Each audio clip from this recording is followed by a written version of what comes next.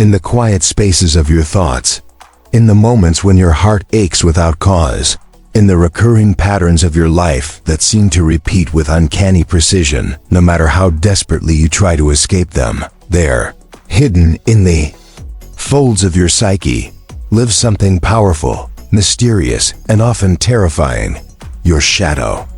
Carl Gustav Jung, one of the most influential psychological thinkers of the 20th century, gave a name and a voice to this silent force within us, calling it the shadow.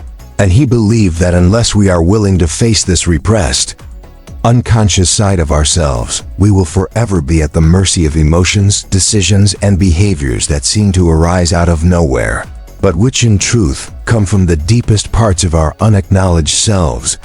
To master the shadow is not merely an intellectual task of learning about its mechanics. Rather, it is a courageous act of emotional excavation, a spiritual journey into the forgotten corridors of the self where unprocessed traumas, denied desires, and disowned traits have been quietly accumulating for years, if not for a lifetime. Jung did not see the shadow as evil per se, though it can carry the raw materials of our darkest impulses, but as a container of all that we have rejected in order to maintain the image of who we think we should be, often shaped by societal, familial, and cultural expectations that reward conformity and punish authenticity.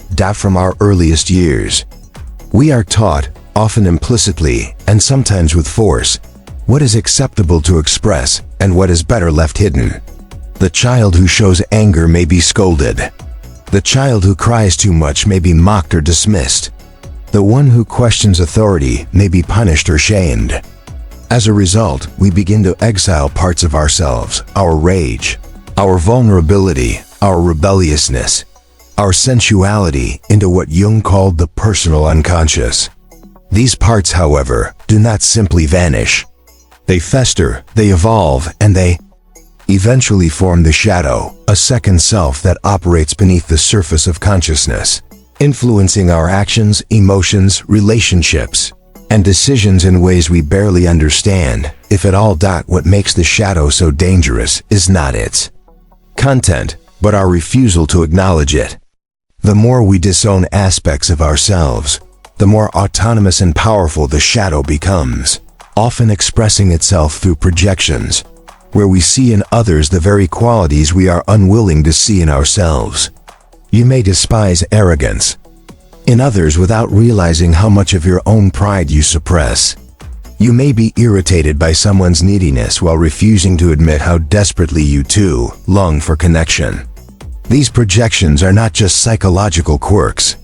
They are the shadow's way of announcing its presence, signaling to us that something within needs to be brought into the light. Jung famously said, "Until you make the unconscious conscious, it will direct your life, and you will call it fate."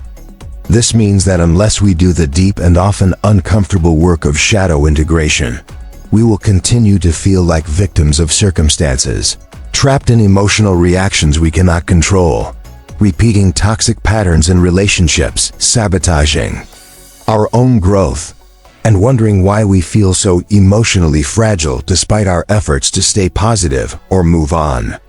Emotional mastery does not come from avoiding negative emotions, but from understanding their origins, their messages, and their rightful place in the human psyche. To master your shadow, therefore, is to master your mind, not by controlling it with sheer willpower or numbing it through distraction, but by transforming your relationship with the very thoughts and feelings that disturb you. You begin by observing your emotional triggers not as enemies to be fought, but as clues to something unresolved within you. Every time you feel disproportionate anger, envy, shame, or fear, ask yourself not just what caused the reaction externally, but what within you it might be echoing. What memory, what fear, what unmet need is being stirred? The mind, left to its own defenses, will often distract or rationalize, but the heart knows where the wounds live, and those wounds are the portals through which the shadow makes itself known. Jung believed that confronting the shadow requires not just awareness but also honesty, brutal, unflinching honesty about who we are beneath the masks we wear. This is where the persona comes in, another key concept in Jungian psychology. The persona is the socially constructed mask we develop to fit in, to be liked, to be seen as competent, moral, successful, or kind. It is necessary for survival in society, but when we confuse it with our true self, we risk becoming emotionally hollow, disconnected from the richness of our inner world, and increasingly vulnerable to emotional breakdowns. The more polished and rigid the persona, the more volatile the shadow becomes. It is no coincidence that those who appear most in control on the outside often battle the deepest chaos within. The path to mastering your mind through the shadow begins with deconstructing this mask gently, respectfully, but persistently. You ask yourself, who am I when no one is watching? What parts of myself do I hide to be accepted? What do I judge most harshly in others, and why?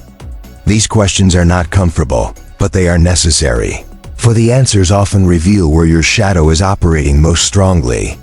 And in those revelations lies the opportunity for profound psychological healing. Shadow work is not a one-time effort. It is a lifelong practice, a continuous dance between light and dark, between what you show and what you conceal, between what you control and what controls you. It involves facing your regrets, your failures, your betrayals, both of others and of yourself, and doing so not to punish or shame yourself, but to integrate these experiences into a fuller, more authentic identity. The goal is not to become perfect, but to become whole. As Jung put it, wholeness is not achieved by cutting off a portion of one's being, but by integration of the contraries. Through this integration, emotional mastery becomes not a fantasy of perfect calm or unshakable stoicism, but a grounded capacity to feel deeply without being destroyed by what you feel. You no longer run from discomfort, nor do you project it onto others. Instead, you hold space for it, investigate it, learn from it, and eventually transcend it. Anxiety, for instance, becomes less of an enemy and more of a messenger alerting you to unresolved inner tension. Anger ceases to be a destructive force and becomes a boundary-setting tool. Sadness is no longer weakness but a bridge to empathy and self-awareness. The more you integrate your shadow, the more resilient you become, not because you no longer feel pain, but because you are no longer afraid of your own depths. You stop being ruled by compulsions, addictions, emotional outbursts, and unconscious reactions. You begin to respond rather than react. You start choosing behaviors that align with your values, rather than ones that temporarily soothe your fears. Your mind, once fractured by repression and fear, begins to unify around a deeper self-knowledge, and from that place arises not just psychological strength, but spiritual clarity. But this path is not linear, and it is certainly not easy. Along the way, you will encounter powerful archetypes from the collective unconscious figures, such as the Anima and Animus, the inner feminine and masculine, the self, your totality, and the Trickster, that chaotic force that challenges your ego with deception and irony. These archetypes are not just mythic figures, they manifest in dreams, relationships, and crises, each one carrying symbolic meaning and each inviting you deeper into the landscape of your soul. The Trickster, for instance, may tempt you with the illusion that you've done the work, only to confront you with a relapse into old patterns that you thought you had transcended. This is not failure, it is initiation. True shadow integration does not happen in a straight line. It spirals, circling back through deeper and deeper layers of the self, each cycle offering more understanding, more integration, and ultimately more freedom. In the end, to master your shadow is to reclaim your power, not the power to dominate others or avoid pain, but the power to remain centered and conscious in the face of emotional storms. You become someone who can hold grief without collapsing, feel rage without acting destructively, and experience fear without running. This is emotional mastery. This is what it means to truly master your mind, not through suppression, but through integration. Not through denial, but through courageous self-revelation. Carl Jung did not promise that shadow work would make life easier, but he did suggest that it would make life more meaningful. And perhaps meaning, not comfort, is what we are truly seeking. Because in meaning, we find purpose. In purpose, we find strength.